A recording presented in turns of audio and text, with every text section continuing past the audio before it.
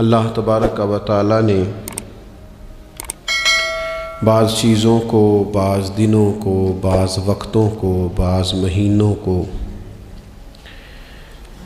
اپنی رحمت سے فضیلت عطا فرمائی ہے۔ اللہ تبارک و تعالی کے ان مخصوص دنوں کو فضیلت عطا کرنے میں ہم گناہ گاروں کا بہت ہی زیادہ فائدہ ہے۔ جب کچھ چیزیں فضیلت مآب ہو جاتی ہیں، ان کی عظمت بڑھ جاتی ہے، تو اللہ کے بندوں کو کم وقت میں زیادہ نفع کمانے کا موقع نصیب آتا ہے۔ نبی اکرم نور مجسم شفیع معظم صلی اللہ تعالی علیہ وسلم کی امت کو اللہ تعالیٰ نے بہت ساری ایسی چیزیں اپنی رحمت سے دی ہیں کہ جن میں عمل تھوڑا ہے، اجر زیادہ ہے۔ اس کا نتیجہ یہ نکلتا ہے کہ انسان تھوڑے وقت میں، تھوڑے ٹائم میں، تھوڑی مصروفیت میں اپنے رب کریم کے بارگاہ سے زیادہ اجر کا مستحق ہو جاتا ہے۔ انہی مقدس معتبر معنی خیز ایام میں ایک بڑی فضیلت، زیادہ عظمت والا مہینہ ماہ رمضان المبارک ہے۔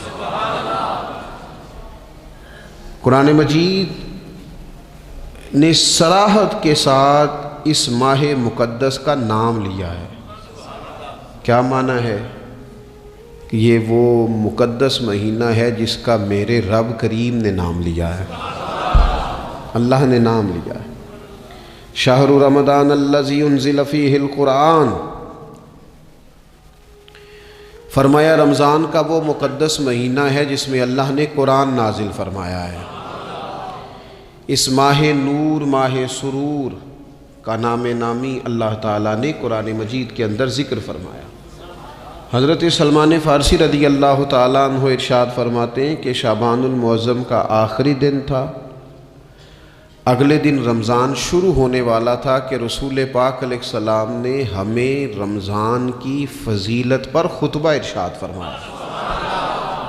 آپ اس بات کو غور سے سمجھیے کہ ایسا مہمان جس کے آنے سے پہلے اس کی فضیلت بیان کی جا رہی ہے، اور فضیلت کون بیان کر رہا ہے؟ امام الانبیاء صلی اللہ تعالی علیہ وسلم۔ یہ صرف ہمارے دلوں کے اندر، امت کے دلوں کے اندر اس ماہ مقدس کی فضیلت کو اور اس کی عظمت کو بٹھانے کے لیے کہ پوری طرح تم اپنے ذہن میں اور اپنے دل میں ایک بات بٹھاؤ کہ ایک عظمتوں والا مہینہ تم پر سایہ فگن ہونے والا ہے، عظمتوں والا۔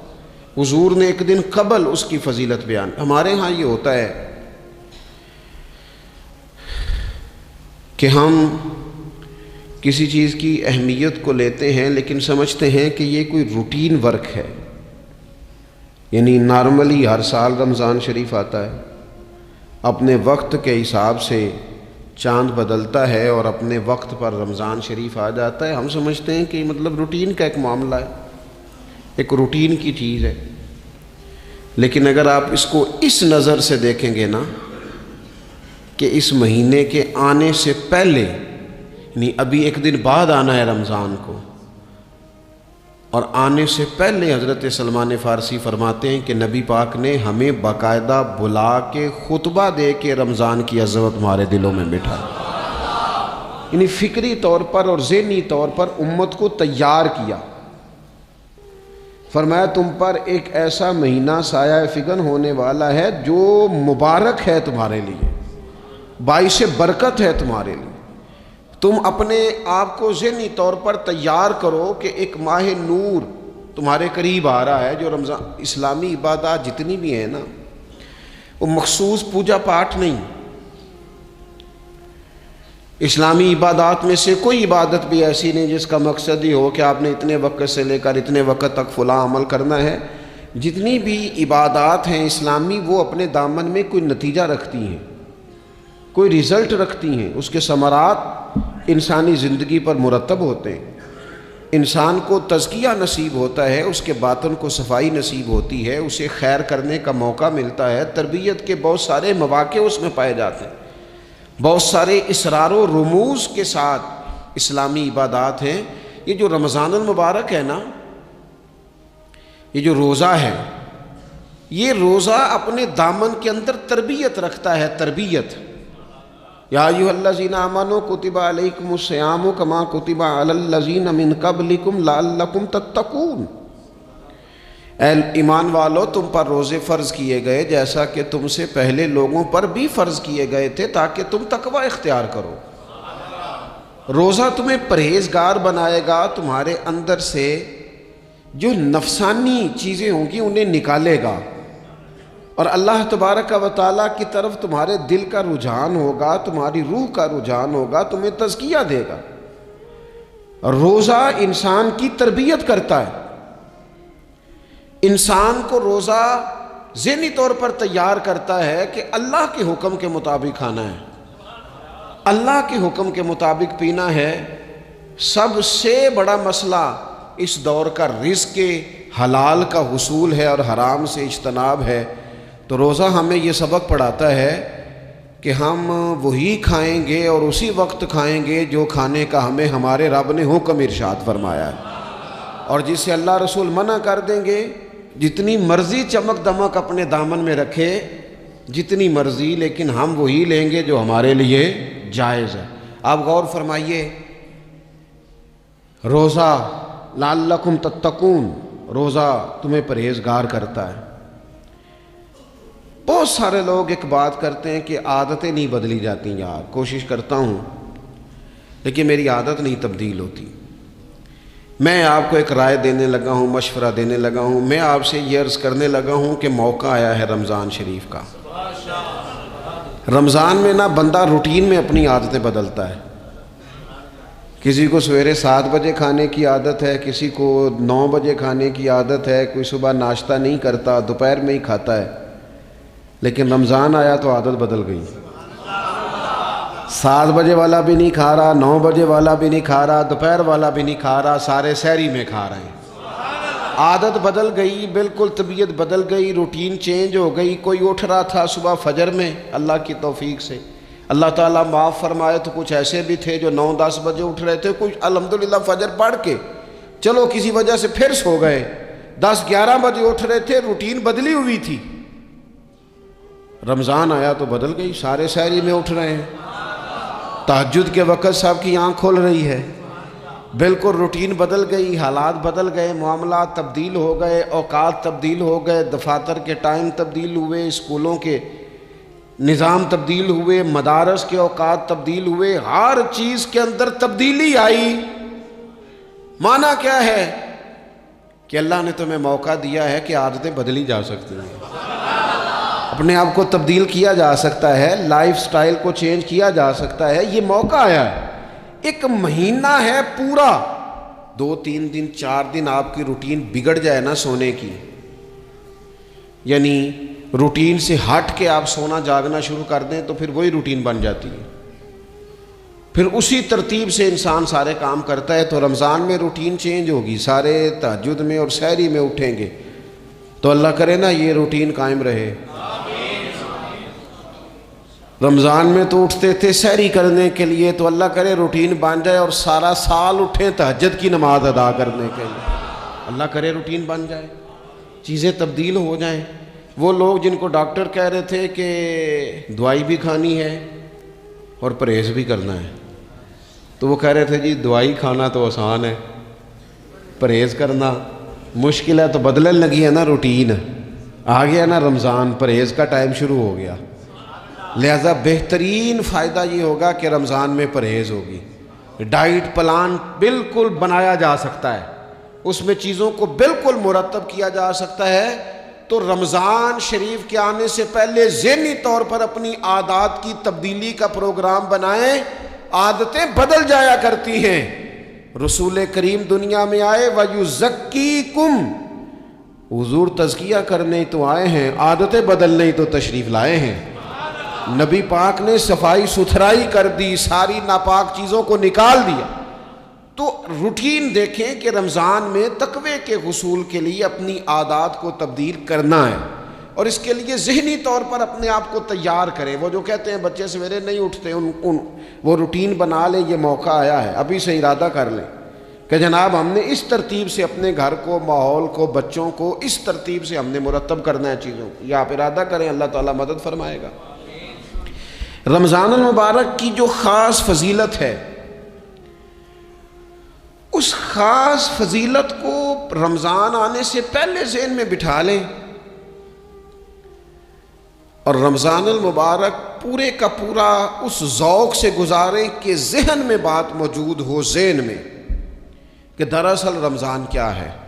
اللہ کے پیارے رسول صلی اللہ تعالیٰ علیہ وسلم نے فرمایا، اے لوگو تم پر ایک عظیم المرتبت مہینہ سایہ فکن ہو رہا ہے.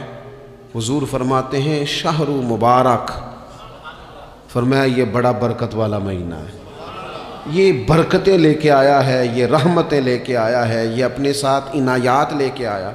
اور نبی اکرم صلی اللہ تعالیٰ علیہ وآلہ وسلم نے فرمایا جو بندہ بھی قرب الہی کی نیت سے رمضان میں نیکی کا طلبگار ہوگا، فرمایا وہ اگر نفل نیکی کرے گا نا تو اللہ تعالیٰ اسے فرض کے برابر ثواب عطا فرمائے گا.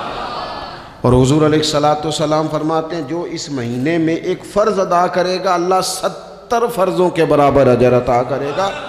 اپنے ذہن میں ایک بات بٹھائی جائے، ذہن میں یہ بات بٹھائی جائے کہ یہ نا برکت والا مہینہ ہے، اس میں میرا ثواب بڑا ضربوں کے ساتھ آگے بڑھے گا. ایک ذہن بنایا جائے اور پھر ثواب اکٹھا کرنا شروع کر دیا جائے. پھر وہ ترتیب بنا لی جائے، کاروباری نہیں، روحانی ترتیب، کاروباری نہیں، یعنی نئے سے نئے سٹال نہ تیار کیے جائیں. مہنگائی کیسے کرنی ہے اور کس طرح کر کے کن چیزوں کی آج کل مانگ ہوگی، کس ترتیب سے سودا پہلے ہی خریدنا ہے، مہنگا کیسے کرنا ہے، اللہ معاف کرے مصنوعی قلت کیسے پیدا کرنی ہے، کمائی کیسے کرنی ہے. رمضان کے اندر جناب لوگ ساری ترتیب لگا کے ساری. میرے ایک دوست ہیں میڈیکل کے شعبے سے وابستہ ہیں، تو مجھے کہنے لگے کہ ڈاکٹر بھی اپنی روٹین بدلتے ہیں اور معدے والی ساری دوائیاں بھی اکٹھی کر لیتے ہیں کیونکہ رمضان آنے والا ہے، یہ زیادہ لوگ استعمال کریں گے. تو وہ ماحول نہ پیدا کریں کہ ہر چیز دنیا داری ہو جائے، ہر چیز دنیا داری نہیں، ہر چیز کو ایک نیا روپ دے دیا جائے اور نیا سے نیا مال کمانے کا سلیقہ بنایا جائے. میں اکثر کہا کرتا ہوں کہ رمضان تو اس لیے تھا نا کہ اس میں کم کھانا ہے، تھوڑا کھانا ہے، لیکن اگر بندہ کہے کہ میں نے صبح کا چونکہ کھایا نہیں لہذا اب شام کو اتنا کھانا ہے کہ ہفتے سے پہلے ڈاکٹر کے پاس بھی جانا ہے، میں نے وہ سارا پوری کرنی ہے روٹین، تو پھر وہ مقصد کو نہیں نہ سمجھا، پھر اس نے اس خوبصورتی کو نہیں پایا جو خوبصورتی اس کو دین دینا چاہتا تھا. ایک تو رمضان کی فضیلت کو سمجھنا ہے، اور پھر جب ہم روزہ دار ہیں، ہم نے روزہ رکھا ہوا ہے، تو نبی پاک علیہ السلام نے خود اس مفہوم کو کھول کے بیان کیا. فرمایا جس بندے نے جھوٹ نہیں چھوڑا، گناہ نہیں چھوڑا، گویا غیبت نہیں چھوڑی، بدی نہیں چھوڑی، تو اللہ کے محبوب علیہ الصلوۃ والسلام فرماتے ہیں پھر اللہ تعالیٰ کو اس کے بھوکا پیاسا رہنے کی تو کوئی ضرورت نہیں، کیونکہ لعلکم تتقون، تقوی اختیار کرنا تو روزے کا مقصد تھا. اور اگر اس نے وہ بات کو سمجھا ہی نہیں، استاد کے لیے صرف استاد ہو جانا ہی ضروری نہیں، اس کو پھر اپنے منصب کا لحاظ کرنا بھی ضروری ہے کہ میں استاد ہوں. والد کا صرف والد ہو جانا ہی کمال نہیں، اس کو پھر اس منصب کے تقاضوں کو بھی سمجھنا چاہیے کہ اب میں ایک باپ ہوں، اب میں روٹین میں وہ آزاد نہیں ہوں کہ جہاں میرا جی چاہے گا جاؤں گا، جہاں میری طبیعت چاہے گی میں کھاؤں گا، جہاں میرا دل کرے گا میں وہ کام کروں گا. اب آپ سرپرست ہیں، سربراہ ہیں.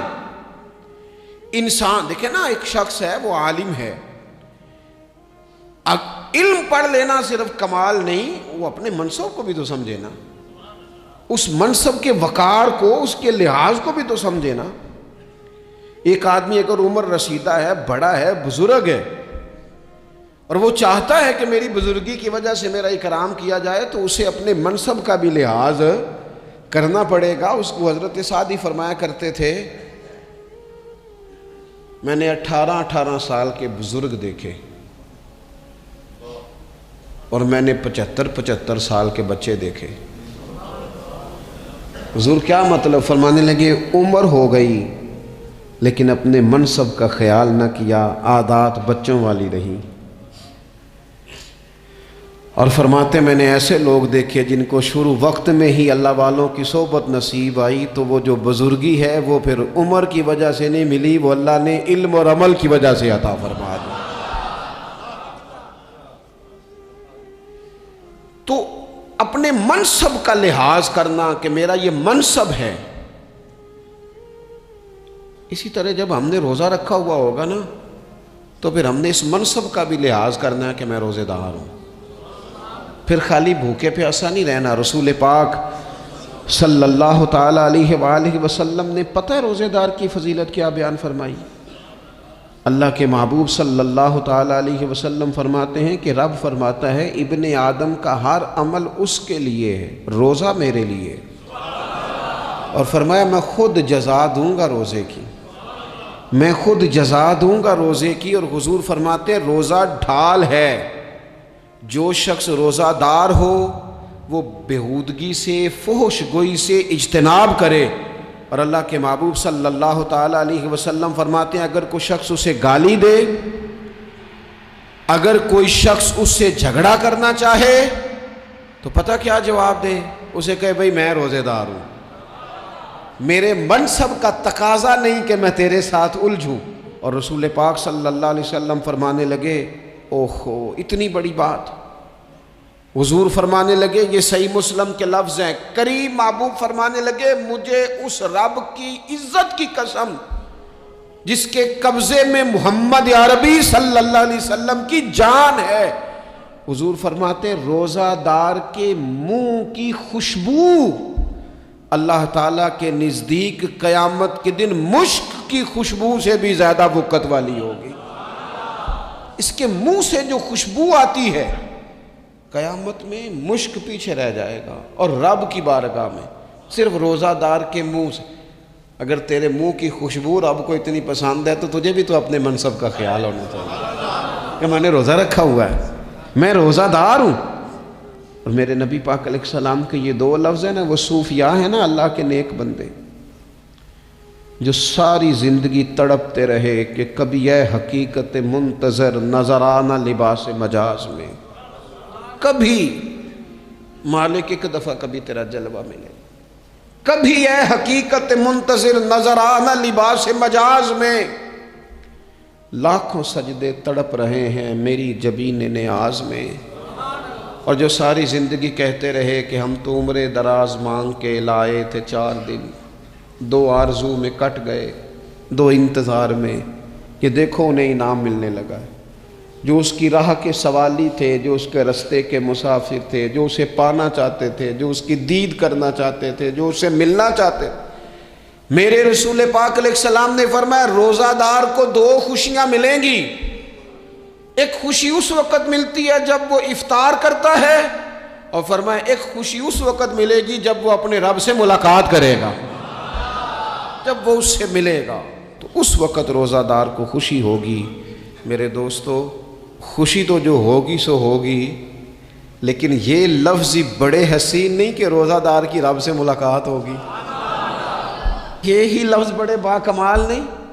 ایک روایت میں تو یہ ہے نا کہ روزہ میرے لیے ہے میں اس کی جزا دوں گا، اور ایک روایت میں یہ ہے کہ روزہ میرے لیے ہے اور رب فرماتا ہے میں خود روزے کی جزا ہوں، یعنی باقی نیکیوں پر ثواب ملے گا، روزہ رکھنے والے کو رب رحمان ملے گا۔ نبی اکرم صلی اللہ تعالی علیہ وسلم کے امت کے صوفیاء نے نا کچھ چیزوں کو بڑا کھولا ہے۔ عارف رومی کہتے ہیں کہ ایک دن نا محمود غزنوی نے خزانوں کے دروازے کھول دیے اور فرمایا بھئی میں نے آج ہر چیز کھول دی ہے، جو جس چیز پہ ہاتھ رکھے گا وہ اسی کی ہو جائے گی۔ لوگ دوڑے، کوئی سونے کی طرف، کوئی چاندی کی طرف، کوئی جائیدادوں کی طرف، کوئی خزانے کی کنجیوں کی طرف، کوئی بڑے بہترین گھوڑے اور اونٹوں کی طرف لوگ دوڑ گئے، جو جس پہ ہاتھ رکھے گا اسی کا۔ سب بھاگ گئے، ایاز بیٹھا ہے، نہ وہ حسن میں رہی شوخیاں، نہ وہ عشق میں رہی گرمیاں، نہ وہ غزنوی میں تڑپ رہی، نہ وہ خم ہے زلف ایاز میں۔ وہ لذتیں کہاں، ایاز چپ کر کے بیٹھا ہے. پھر محمود نے ایاز کی طرف مخاطب کر کے کہا ایاز اٹھنا نہیں, آج لوٹ سیل لگ گئی ہے, جو جس چیز پہ ہاتھ رکھے گا اسی کی. ایاز کہنے لگا بات پکی ہے نا؟ تو محمود خوش تھے, موڈ بڑا اچھا تھا, کہا بالکل پکی ہے. تو ایاز کہنے لگے چلو ٹھیک ہے. ایاز اٹھے, پیچھے سے جا کے نا تو محمود کے کندھے پہ ہاتھ رکھ دیا. محمود کے کندھے پہ ہاتھ رکھا. محمود کہنے لگے یہ کیا بات کا, آپ سے میں نے پوچھا تھا بات پکی ہے, جو جس پہ ہاتھ رکھے گا اسی کا نا. تو تھوڑی دیر پہلے مسکراتے چہروں میں آنسو آ گئے. ایاز بھی روئے تو محمود بھی روئے. کہا بادشاہ پکا رہنا, وہ جن کو خزانے چاہیے تھے وہ دوڑ گئے, مجھے تو چاہیے. لنگ کئی مہینے تے برس گئے تے تیری دید نو دیدے ترس گئے, تیری تو ملے گا. تو پھر کہا محمود نے, اس نے کہا میں وعدہ کر چکا تھا, بس ٹھیک ہے, باقیوں کے خزانے اور میں تیرا طے ہو گئی. فرمایا باقی نیکیوں پر ثواب ملے گا, اور روزہ رکھنے والے کو رب رحمان ملے گا, اللہ کا قرب ملے گا. دیکھو نا, وہ خاص انسان کو کیفیت حاصل ہوتی ہے روزے میں, رب کے ہونے کا یقین. وہ جو صوفیاء کہتے ہیں نا مراقبہ کرو, وہ نصیب ہوتا ہے. یعنی کسی کو کیا پتہ ہے اس کا روزہ ہے کہ نہیں, اکیلا ہے نا گھر میں, فریزر بھرا ہوا ہے, نہیں نہ کھاتا. کیوں؟ اسے پتہ ہے میرا رب میرے ساتھ ہے, میرا رب مجھے دیکھ رہا ہے. بس یہ تصور توحید پکا ہو جاتا ہے رمضان. تو پھر اللہ تبارک و تعالیٰ کی بھی خاص رحمت اور کوئی خاص ہی اعزاز. حضور فرماتے ہیں جنت کے کئی دروازے ہیں, ایک باب الریان ہے, اس سے صرف روزہ دار گزریں گے. آواز ہوگا روزے والے آ جاؤ, وہ آ جائیں گے. فرمایا اس خاص دروازے سے گزرو, جب گزر جائیں گے تو فرمایا بند کر دو بھائی, اور کوئی نہیں گزرے گا یہاں سے. دروازہ ہی مخصوص ہے, ان کا اعزاز ہی ذرا زیادہ ہے. تو میرے عزیز رمضان شریف کے اندر وہ منصب کا بس خیال رکھیں کہ میں روزہ دار ہوں, اس احتیاط کے ساتھ. اور دوسری جو رمضان کی چند عبادات ہیں نا, سب سے پہلی تو میں عرض کروں گا تراویح کے حوالے سے.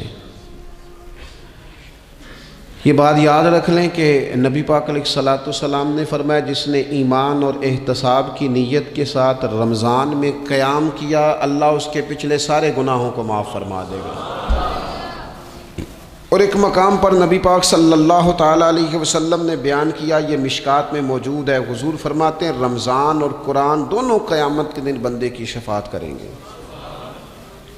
رمضان کہے گا یا اللہ میں نے اسے دن بھر کھانا کھانے سے باز رکھا, اور تیری بارگاہ کے حکم کے مطابق اس نے اپنے آپ کو ان چیزوں سے بچا کے رکھا. اور قرآن کہے گا مالک رات میں نے اسے نیند سے روکے رکھا. کیا مطلب؟ اس نے کھڑے ہو کے عبادت کی. اگرچہ اس سے مراد شارحین حدیث نے تراویح بھی لیا ہے, تہجد کی نماز بھی لیا ہے, صلاۃ اللیل بھی لی ہے, لیکن میرے عزیز یہ خاص ربط ہے قرآن مجید کے ساتھ تراویح کا. مسنون ہے رمضان کی راتوں میں قرآن مجید اور تراویح کا پڑھنا. اگر تھوڑی سی نا طبیعت میں صرف تبدیلی پیدا کی جائے, میں نے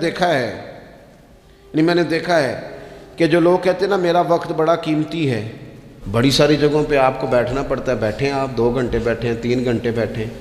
میں نے دیکھا ہے لوگ جاتے ہیں کسی دفتر میں تو رات کو ہی چلے جاتے ہیں اس علاقے میں, کھڑے ہیں, پاسپورٹ کے دفتر کھڑے ہیں, شناختی کارڈ کے دفتر کھڑے ہیں, امیگریشن کی لائنوں میں کھڑے ہیں. کچھ ذہن تو بنائیں کہ میں نے رات کھڑے رہنا ہے اور اپنے رب کی عبادت کرنی ہے. تراویح کو ذرا ذوق سے آپ اگر تھوڑا ارادہ کر لیں گے نا, یعنی کوئی ایسا مشکل کام نہیں. میری تو رائے یہ ہے کہ پہلے 3-4 دن ذرا جم کے ذہن بنائیں, اور تھوڑا سا نا روٹین کو بدلنے کی کوشش نہ کریں. جس امام صاحب کے پیچھے تراویح شروع کریں, کوشش کریں ساری وہیں پڑھیں. روٹین بدلنے سے بھی سستی آتی ہے. ایک دن یہاں گئے, 2 دن وہاں گئے, تو یہ روٹین بدلنے سے بھی بعض اوقات سستی آتی ہے. کوشش کریں ایک جگہ پہ قرآن شریف سننا شروع کریں اور پھر پورا قرآن مجید وہیں پہ سنیں, اور تھوڑا ذہن بنائیں. میں نے دیکھا ہے ہمارے استاد صاحب اس طرح کیا کرتے تھے کہ بہت تھوڑا کھانا افطاری کے وقت, تھوڑا, اور ان سے کہا جاتا آپ بزرگ آدمی ہیں, اتنا کم کھانا کیسے نظام چلے گا؟ تو فرماتے تھے میں ایک چپاتی اور آدھی چپاتی کھا لوں گا لیکن تراویح کے بعد۔ اب اگر زیادہ کھانا کھاؤں گا تو طبیعت میں سستی آئے گی، میرے لیے کھڑا ہونا مشکل ہو جائے، سادہ سا کھانے کے ساتھ افطاری کی جائے گی۔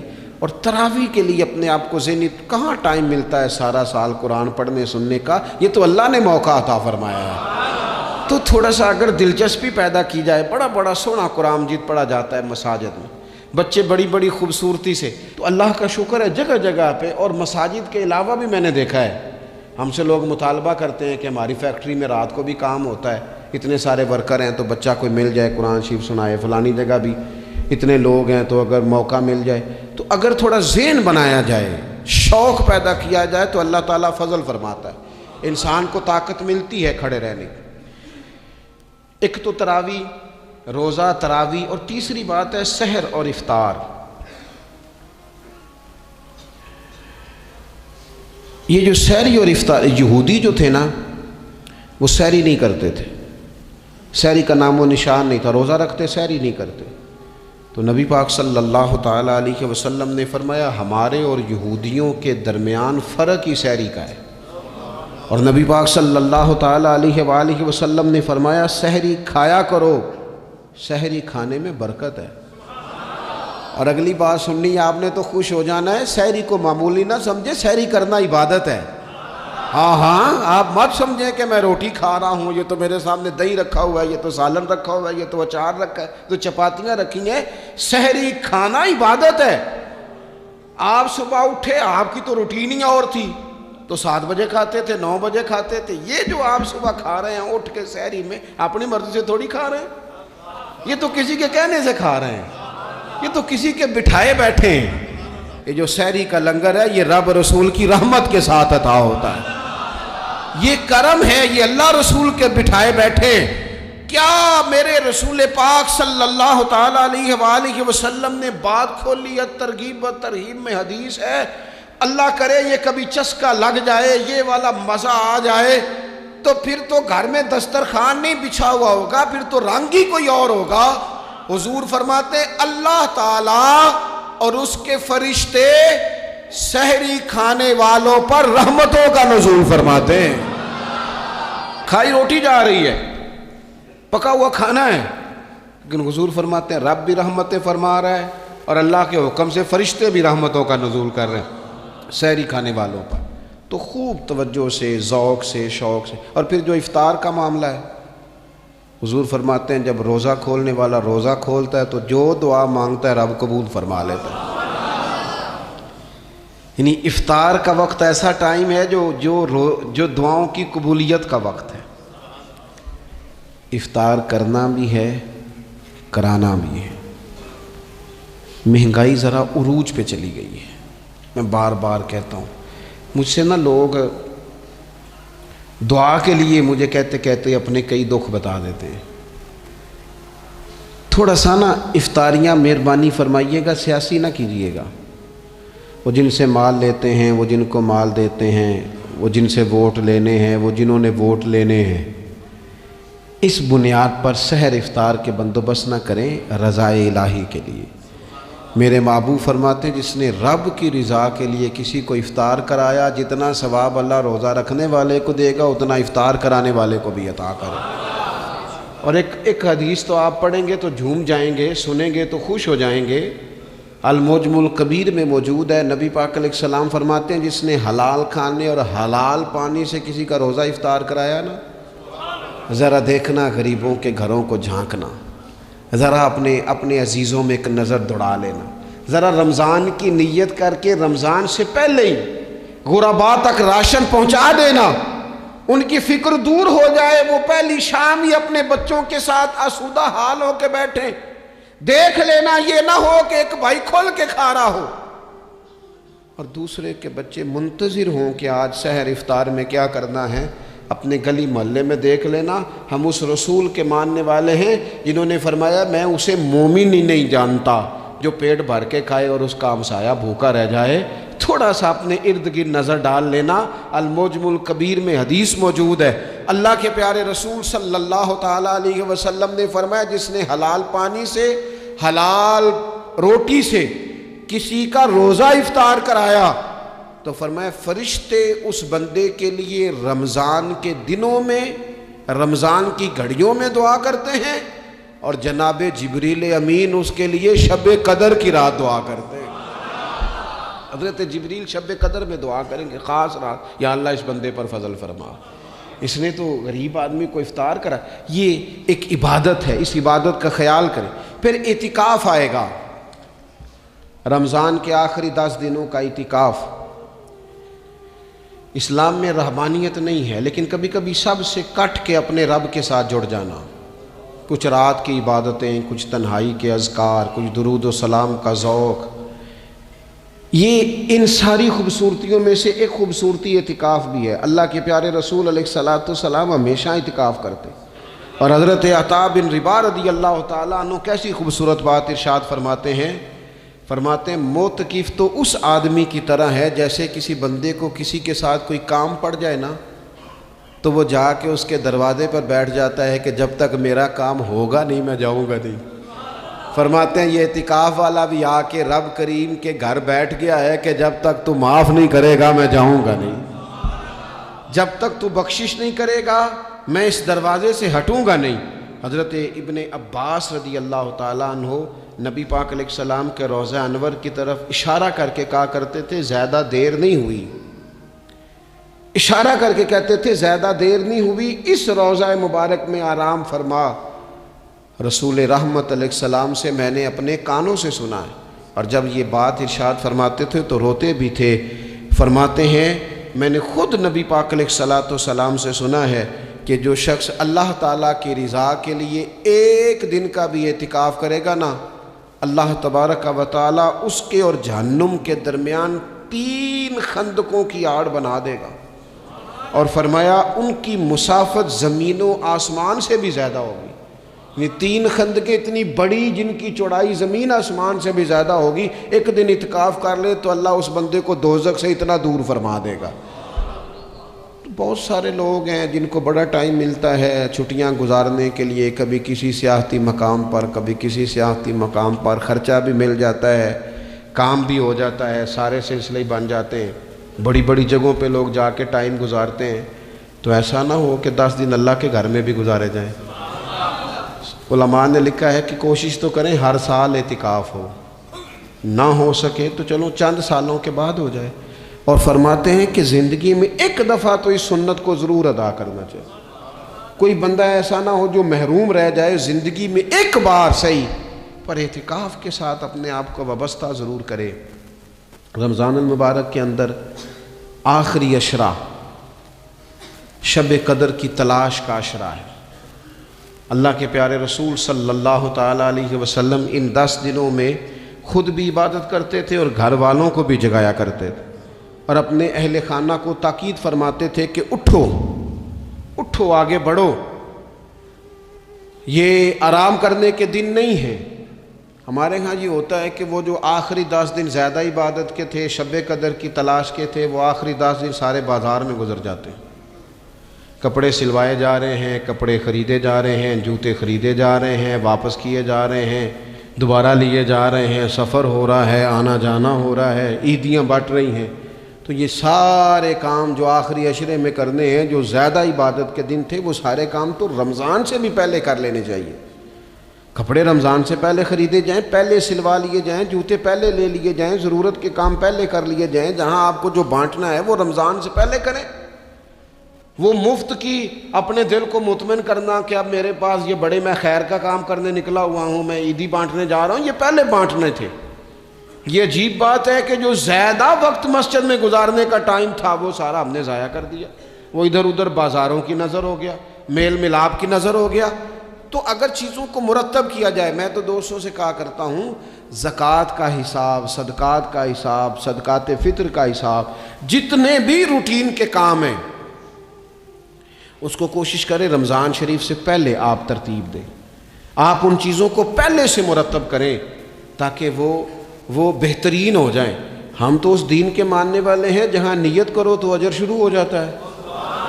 آپ رمضان کی نیت سے جو آج خرچ کریں گے اس کو اللہ تعالیٰ رمضان کے ثواب کے برابر ہی اجر عطا فرمائے گا۔ لیکن وہ ہم نا کچھ لوگ بڑا ایک صاحب مجھ سے کہنے لگے جی میں نے سنا ہے صدقہ فطر آخری عشرے میں ہی دینا چاہیے. میں نے کہا آپ کا پروگرام تب دینے کا اس لیے آپ نے یہ گاڑا کر کے سن لیا, ذرا اس کو آپ نے زیادہ غور سے سن لیا ہے. آپ جب ضرورت محسوس کریں, جب آپ سمجھیں کہ کسی کو ضرورت ہے, ضرورت کے وقت کوئی چیز کام نہ آئی تو پھر کب جا کے کام آئے. تو میری آپ سے یہ اپیل رہے گی کہ پہلے سے چیزوں کو مرتب کریں, معاملات کو پہلے سے طے کریں. وہ لوگ بڑے اچھے ہوتے ہیں جو وقت پر منصوبہ بندی کرتے ہیں, جو چیزوں کو ٹائم پہ مرتب کرتے ہیں. وہ ٹائم جو ہمارا بالکل اللہ کی بارگاہ میں حاضری کا ہے, عبادات کا ہے, اگر وہ سارا گاڑیوں کی نظر ہو جائے گا, اسفار کی نظر ہو جائے گا, تو ہم نے حاصل کیا کیا. ایک بات آخر میں بڑے درد کے ساتھ آپ کی خدمت میں عرض کرنی ہے, ہر سال کہتا ہوں, اس سال بھی کہوں گا, ذاتی اخراجات کو کچھ کم کیا جائے. ذاتی اخراجات نہ کچھ لوگوں کے بہت زیادہ ہیں, ان کے اپنے لباس کے, کپڑوں کے, اور وہ اخراج. میں نے پچھلے جمعے بھی کہا تھا, اسلام ذبائش کی اجازت دیتا ہے, نمائش کی اجازت نہیں دیتا.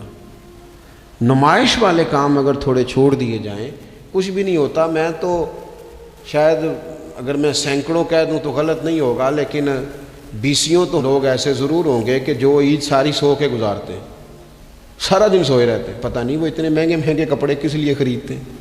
عید کی نماز پڑھی, سو گئے, اور بھئی آپ کا فون بند تھا جی, میں سو رہا تھا جی. تو بھئی وہ جو آپ نے 1.5 مہینہ درزی کے پاس آنا جانا لگایا, وہ کس مقصد کا؟ رات کوئی پہننا تھا, کوئی پرانا جوڑا پہن لیتے.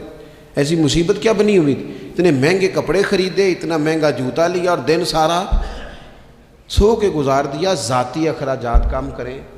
پتہ کیا ہے, فرق بہت بڑھتا جا رہا ہے, بہت بڑھتا جا رہا ہے. یعنی ایک جگہ پہ چیزیں پڑی ہیں, خراب ہو گئی ہیں, کھانے کا ٹائم نہیں, پہننے کا ٹائم نہیں, اور ایک جگہ وہ ہے کہ جہاں لوگ دوائی کو ترس رہے ہیں. گندم امیر شہر کی ہوتی رہی خراب, اور بچی کسی غریب کی فاقوں سے مر گئی. اور کسی نے کہا تھا کہ غریب شہر تو فاقوں سے مر گیا, لیکن امیر شہر نے ہیرے سے خودکشی کر لی. اللہ معاف فرمائے. تو بہت ساری جگہوں پہ لوازمات زیادہ ہیں, اخراجات زیادہ ہیں, تکلفات زیادہ ہیں. اس رمضان میں مہنگائی کا جو زور ہے, حالات کی جو سنگینی ہے, اور تھوڑا پیچھے جائیں تو غریب علاقوں میں جس قسم پرسی کے ساتھ لوگ اپنا وقت بتا رہے ہیں, اگر صرف امیر لوگ اپنے کچھ ذاتی اخراجات کو کنٹرول کرنے میں کامیاب ہو جائیں تو بڑے سارے لوگ ایسے ہیں جن کے لیے وہ خوشیاں بانٹنے کا ذریعہ بنیں گے, اسباب. اور ویسے بھی زندگی سادہ کریں, آسان ہو جائے گی. زمین پر چلیں, آپ محسوس کریں گے کہ زندگی بہتر ہو گئی ہے, آسانی والی ہو گئی ہے. اللہ کی بارگاہ میں دعا کرتا ہوں اللہ تعالی ہم سب کو سمجھ نصیب فرمائے.